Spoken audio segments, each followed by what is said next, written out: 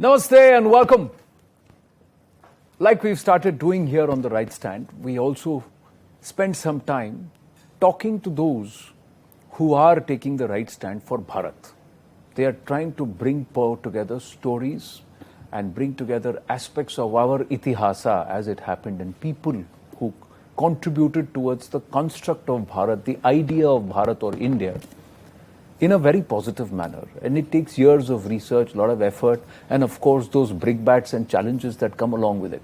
One of them was not only a very good friend, but also somebody who I really admire for the effort that he's put in his research, and who really made a mark with Savarkar, although he's penned a lot of other books, but the Savarkar two-part perhaps made him who he is today. Dr. Vikram Sampath. Namaskaram. Namaskaram, Anand. Good Such a pleasure to always be with you. Absolutely. And from Savarkar to brave hearts of Bharat. I remember, and I must share this with you, that we were on a flight towards a book fest and a lit fest about 1.5, 2 years ago, ladies and gentlemen. And then on that flight, I asked him, what after Savarkar? And he said, I've been working with something. I've been working where I want to talk about the lions whose story is not being told. Because often it's the hunter whose narrative prevails. But what about those lions of Bharat, those brave hearts of Bharat? So I thought it would be lions of Bharat, but he turned it around to brave hearts of Bharat. But let's say, how did this idea germinate? You told me about it then. Yeah. So tell us a little more about it now. So, in fact, this book, Anand, I owe the inspiration of it to my other dear friend, Sanjeev Sanyal. So the two of us keep meeting often and conspiring on so many issues of common interest. So once very casually, several years ago when we met in Delhi, we were casually talking and he said, have you ever wondered, that in our history that we've read in school or growing up, it's always been like a laundry list of wars that we have lost as India and as Indians. And today, if we are still around as a civilization, if we are the only civilization to be alive, there must have been some wars we won also. Yeah. And some amount of courage and resistance that we put.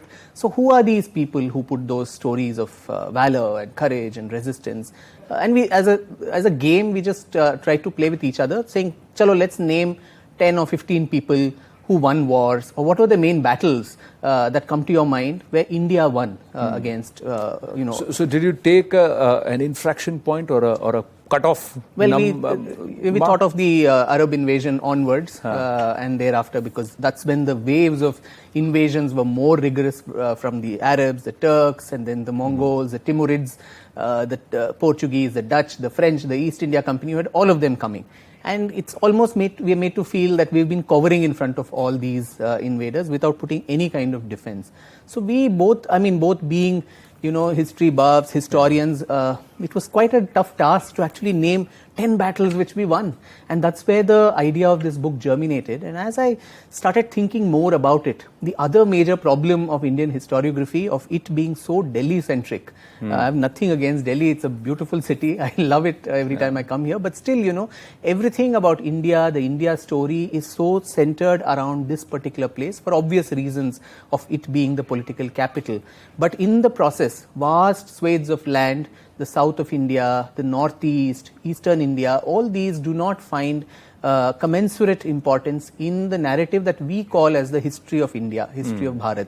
So I think it was high time that Bharat snatched back her narrative of her history from Delhi. And this book tries to do that also, in addition to also giving the women of Bharat, their due. Their due, their It's place. always his story, and her story never comes in this history. So I think her story was also important to capture. So it was not more about balancing it out between the his and the her, but also talk about the hers who were there, Yes. who always were there. Right. So an economist in Sanjeev Sanyal, a historian in Vikram Sampath, decided not to be economical with history, if I may say that. So which are the stories, and did you look at 1857 as the cutoff? Because Yes. there will be so many stories. Yes. I have to say, I must mention, I'm talking to another author, but I'm talking about another author. In Tuhin Sinha wrote about the tribal stories and the Veers of Bharat. So he went way before 1857, saying these fights were already happening. But for a lot of people, somebody would say 1857 was perhaps the tipping point. True.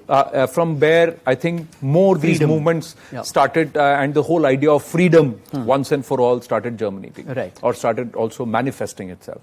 So the stories that you've covered, first one is Lalitaditya Muktapida, right? Yes. Of Kashmir. Kashmir. And How many people would talk about Lalitaditya Muktapida? Yeah. Who knows the Karkota dynasty that he belonged to? And Kashmir, and I thought it was symbolic in some way to begin this entire book on civilization with Kashmir, because Kashmir epitomized the best that our civilization could bring forth, and that is why I think it's been the target of attack since then till now. This portrait of his? Yes. This is it's a sketch, which is a fair representation of who he is. This is Lalitaditya Muktapida of the Karkota dynasty. How many of you knew about it?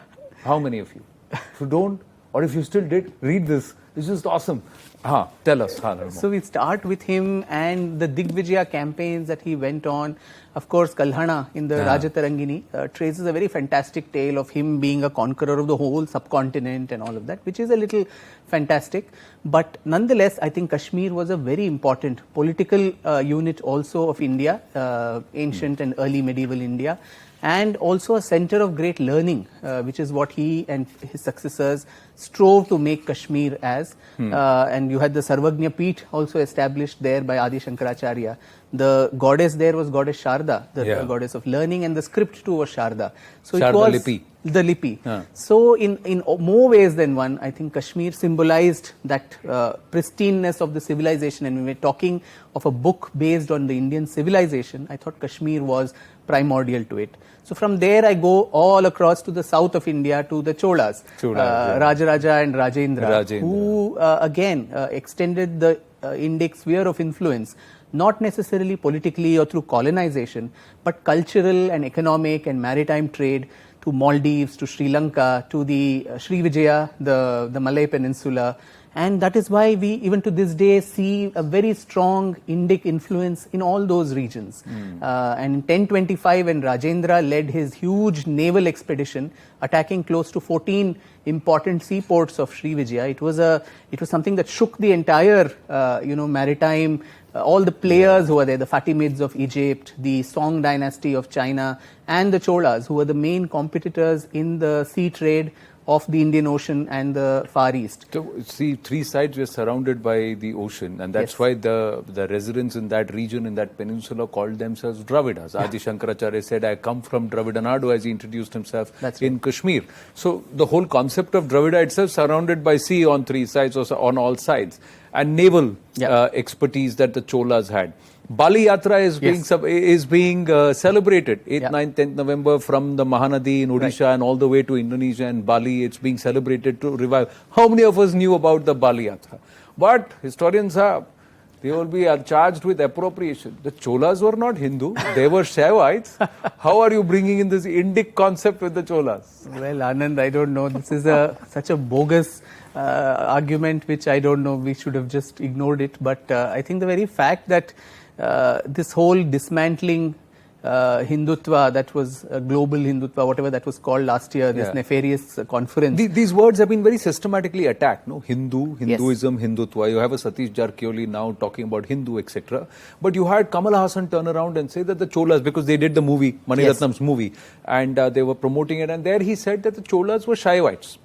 So he said it was Shaivism, Vaishnavism. The concept of Hindu or Hinduism as a unity or an entity was never there. That's why I was asking you. And now you are saying that these are brave hearts of Bharat. So how does it all merge? Well, Hindu, the Sanatan Dharma, whether it's the Cholas in their long history, they've ruled for more than 1,500 years. Yes. And in that, they've appeased almost every pantha of what is the Sanatan Dharma, whether it's Shaivism, Vaishnavism. The progenitor of the family they called as Tiruman, who was Vishnu. Later became Suryavanshi, so the Shaura tradition also. Nishumba Sudhini was their family goddess, so Durga, the Shakta tradition, Kaumara, Ganapatyam. They built temples, Brihadishwara temple, all these gigantic Gangaikonda Cholapuram, the temple there. So, these temples are Hindu temples today, and they performed yajnas as per Vedic rituals. They gave big danas, all these mahadanas that they did. All those were as per Vedic traditions. They patronized people who were well versed in Sanskrit as well as Tamil, and they left their inscriptions and their documents also in both the languages. So today, for us to get back and talk this kind of thing, I think it goes to that very campaign, Anand, that dismantling global Hindutva. They know that the Sanatan Dharma is a huge omnibus. There are so many streams. One part of it is the Vedic core perhaps, but animism or shamanic rituals, that Bhutaradhana of Kantara that we saw, or Tantra, the tantric rituals are completely at odds with what the Vedic rituals do. Similarly, Nirishwarvad, that also. So the omnibus that Sanatan Dharma is accepts all these streams. Today, I think what is being done very, very, systematically is to break this omnibus into separate subunits and start delegitimizing each of them, saying this is not Hindu, that is not Hindu. At some point, I'm sure someone is going to come and say even tantric traditions are not Hindu because it has, the Panchamakaras, Mamsa, Meena, all of that which is there, Maithunya and all of that. So that is also someone is going to say, actually they did that in that Kali poster as well, saying this is not part of the Hindu tradition, it is some subaltern.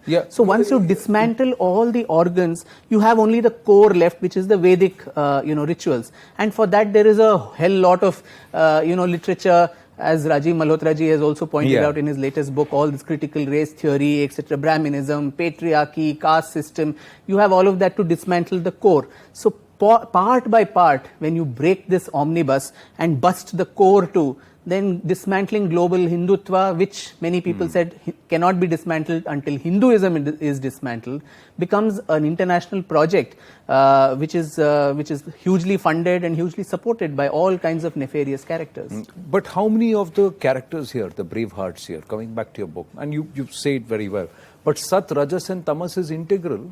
It's part of Vedantic teachings. It's part of the Bhagavad Gita, saying that people will chase and if you chase tamas, you will end up with tamas. And tamas is the mamsa, the rawness, and you've talked about that as an aspect which is there.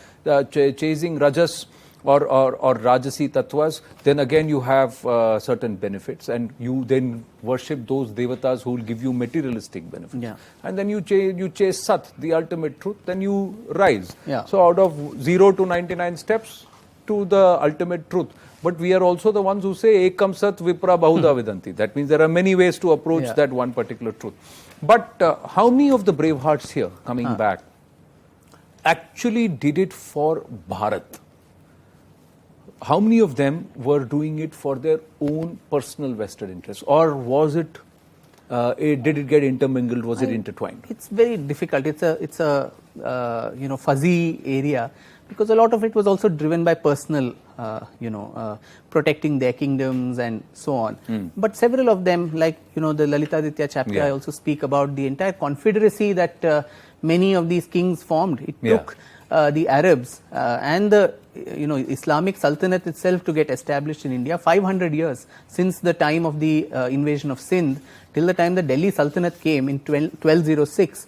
500 years, repeated attempts made to attack Bharat and to colonize it. All of them failed. So there was some kind of a confederacy of people also that was formed. Nagabhatta, Bappa Raval, Pulakeshin, Vikramaditya, Danti Durga, all of them coming together. Lalitaditya and Yashovarman joining hands and pushing the Arabs back. Similarly, even when Naiki Devi of Gujarat, she pushes back Muhammad Ghori.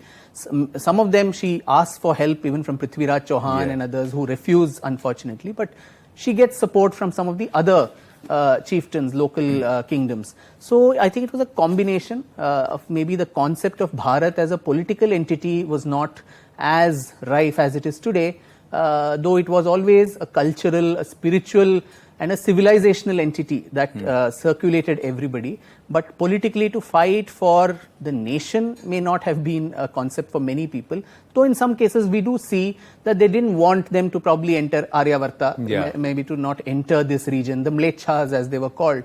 So for that, to that extent, there were lots of alliances and unions that were formed. Similarly, I mean, many centuries later, in the Lachit Borphokon chapter, the Ahoms, they combine with the smaller Rajas of Kuch Bihar and all these other places to form a confederacy against the Mughals. Similarly, even in a small little town in Karnataka, the Ullal, this one, the Rani Abbakka, she forms alliances with the Keladi Nayakas and the Zamorin, the Samudrin of Calicut, and then they form a confederacy to push the Portuguese back. Velu Nachiyar in Tamil Nadu, I talk about how she joined hands with Hyder Ali and some of the other local chieftains to push back the East India Company and the Nawab of Arcot. So I think there is a combination. You can't purely say it is for Bharat, but there is some element of patriotism also, I think, imbued in it. Last 2-3 days, we've been having this discussion around the concept of Hindu, the word Hindu itself, because it was challenged, saying it came from Persia. So Professor Nachiketa Tiwari had a very interesting observation. He says as early as 445 AD, Chinese authors have mentioned the whole concept of Shindu, or Shinto, how they've called it, and where they say that they may all be broken into different kingdoms, each fighting with each other. But somewhere, they are one huge civilizational entity. They are bound by a So do you believe that concept works, applies here, even when you take a period, say, from 1857 onwards? True. And you talk about all of them? True. And even before that, Anand, because she's not a warrior in the sense of the word while wearing a armor and bursting into the battlefield. Ahilyabai Holkar, whom I cover in this book.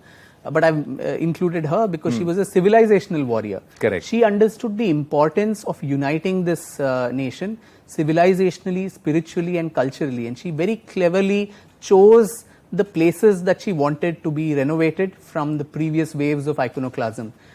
She chose all the 12 Jyotirlingas. She chose the 7, Puris, as mentioned in the Garud Purana. And she also took the 4 Dhams. So from Srinagar to Rameshwaram to Puri to Dwarka to even Kamrupa, she kind of united the whole country, so to say, with that very civilizational ethos. Of what it meant. We just talk about the Kashi Vishwanath Mandir, the Somnath Mandir that she spoke, but she even got the water from the Ganga to be made available in temples in South India, so that feeling that is there for the holy Ganga is felt even deep south. So what was that if there was no concept of this Bharat or this sense that we are one civilization? So I think that from Adi Shankara's time, when he established the mathas in the 4 cardinal points, to an Ahilyabai Holkar, this sense was always there, a common sphere of cultural circulation that went through the length and breadth of this land. And as the Vishnu Purana had always said, that Uttaram yat samudrasya himadraschaiva dakshinam varshatad bharatam nama bharati yatra santati. So that was very clear, I think, in our ancestors and their imagination of what this landmass is. Political boundaries and borders, those keep changing. No country, America was not how it was today 300 years ago or so. So that will change. But civilizationally, we have had that consciousness of being one.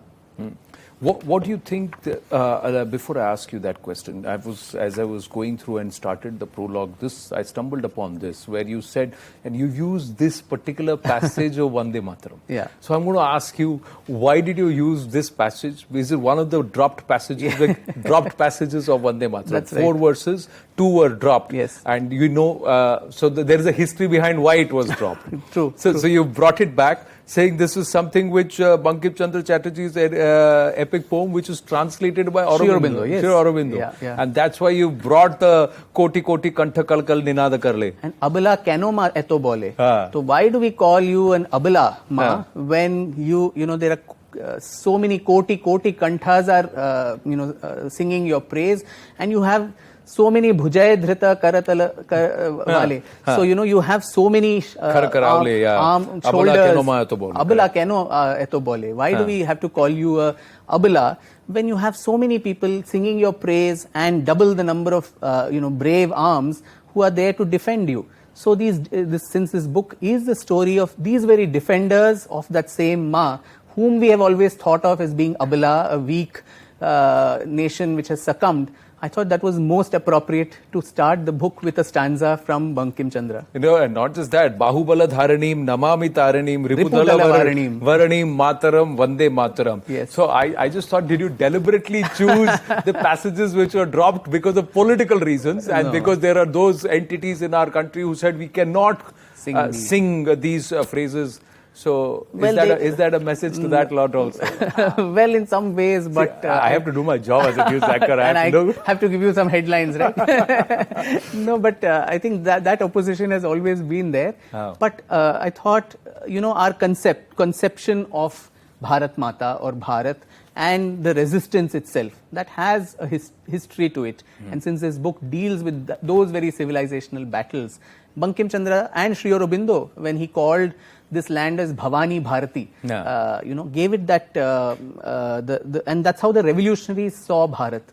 All over. In Maharashtra, it was Bhavani. In Bengal, it was Durga. In Punjab, Chandi. So they were all looking at Bharat Mata as this very, very strong and also militant kind of a version of how Durga is seen, to imbue that sense of strength which had somewhere been emasculated over the centuries of so many defeats and so on. So I thought this book needs to bring back that very martial spirit that had gone away. And in our historiography too, the defeatist kind of stories that we have heard, I thought this stanza evokes those very sentiments and wipes away all these defeatism and negative thoughts. You believe somewhere this is a deliberate conditioning, Doc? We've got about 3-4 minutes, so I just want to dwell on a larger context. That is it important for us, and many believe Bharat is now going through an awakening. And somewhere this awakening is also about understanding where we come from and looking at itihasa as it happened and what is not being told to us. Because over the last 75 years, if not more, is there perhaps amidst all this narrative building, is this deliberate to try and tell us that we are weak, we need to be ruled, we need to be governed, and we are inferior? Very true. Is this a deliberate conditioning which we need to break out of? Yes, and that's a colonial hand-down, Anand, which I think the British started. Of course, the Persian chroniclers and others kept deriding us, saying the Hindus don't even have a sense of history writing, as Al-Biruni and others wrote. And once it came down to Macaulay and all the others, it was that there's no knowledge in India, there's nothing that they have of their own. And this was dinned into our heads that right from that myth of the Aryan invasion that was created, our earliest people have all come from outside. The destiny of you and your land is to be ruled by people from outside, thereby justifying their rule over us. We give this land civilization, education, culture, otherwise you were a set of barbarians. And so thereby justifying that foreign rule, which is what the British did, saying this is just one episode in the pattern of your long historical existence. And that we very subconsciously, I think, imbibed even after independence, when ideally after independence there should have been the revival that we are seeing today. But unfortunately, I think in the decades after freedom, our historiography has been so caught up in the stranglehold of ideology, the Marxist ideology of how we look at history, which further complicated this handover. They were very loyal, takedowns or inheritors of this legacy, and they perfected it further by inducing more sense of apologia, about guilt, self-loathing, lack of self-worth. All the time you're only harping on the negatives. Every society has positives and negatives. And I must emphasize here that it's this book or my work, it's not to stir up a sense of jingoism and pride of, Mera Bharat Mahan. You've tried to steer clear of that. Correct. Because there's a very thin line. When you talk of this revisionism and so on, there is a slippery slope of falling down jingoism. But I think feeling a sense of genuine pride and genuine worth about yourself, your ancestors and their achievements and where you have come down, I think this is a right of every citizen of every nation in the world. Only India and Indians are denied this, and when we do this, we are called Hindu nationalism and supremacy, saffronization and all of this, which is very, very unfortunate. Yeah, because I see the effort to try and pull us as a nation, as a civilization, as an entity out of our inferiority complex and that mindset. To try and give us a sense of belief is being misconstrued as muscle flexing and a superiority complex being imbued. And that's why even Prime Minister Narendra Modi is being dubbed by this academia as a Hindu nationalist PM. Now, do you believe this is also deliberate? How do you counter a narrative like that? When you know the intent is to instill belief, how do you counter this? I think the best way to counter is to continue your work. So I have been at the forefront of so many attacks, as you know, from people from all over the world. But some even saying, how can you call him a historian? He's a fake, etc. I may be recognized by the Royal Historical Society of UK, but then that's not enough. And I have a PhD, that's not enough. So anyway, be that as it may. But I think the best way to counter, if you really have to, there's no point answering anybody.